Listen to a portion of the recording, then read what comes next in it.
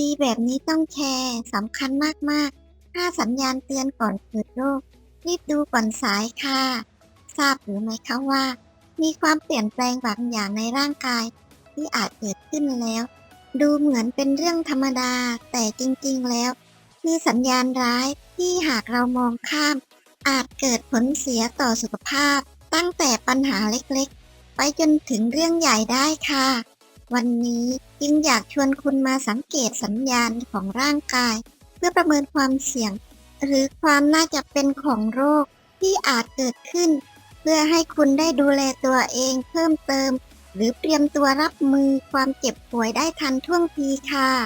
เริ่มจาก5อาการต่อไปนี้ 1. มีเลือดปนมากับอุจจาระ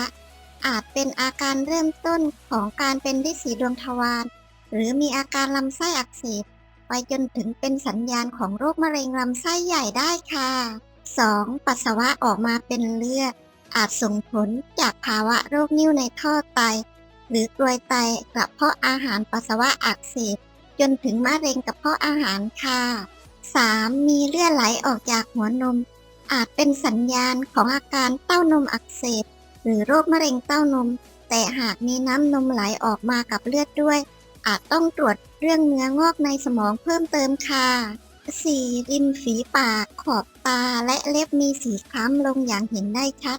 สัญญาณของโรคเลือดหรือมีปัญหาเกี่ยวกับการทำงานของตับค่ะ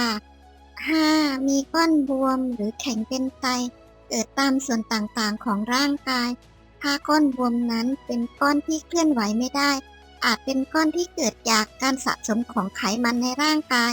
แต่หากก้อนบวมแข็งและเคลื่อนที่ได้อาจเป็นผลจากโรคพยาธิค่ะถ้าหากคุณหันมาสังเกตตัวเองแล้วพบอาการเหล่านี้แนะนำให้ทำ2อย่างที่สำคัญมาก1คือ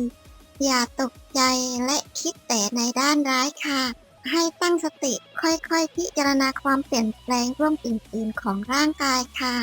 2คือให้ไปพบแพทย์เพื่อตรวจร่างกายอย่างละเอียดจะได้หายสงสัยและหากมีอาการเจ็บป่วยตั้งแต่น้อยไปหามากจะได้ดูแลสุขภาพตนเองได้อย่างเหมาะสมยิ่งขึ้นค่ะและก็อย่าลืมส่งต่อให้เพื่อนๆหรือคนที่เพื่อนๆรักและห่วงใยด้วยค่ะเพราะความสุขที่ยิ่งใหญ่คือการเป็นผู้ให้ขอมีสุขภาพที่ดีแข็งแรงร่ำรวยความสุขทั่วหน้ากันทุกท่านตลอดไปเลยนะคะ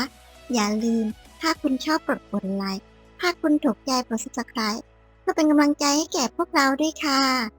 ขอบคุณค่ะ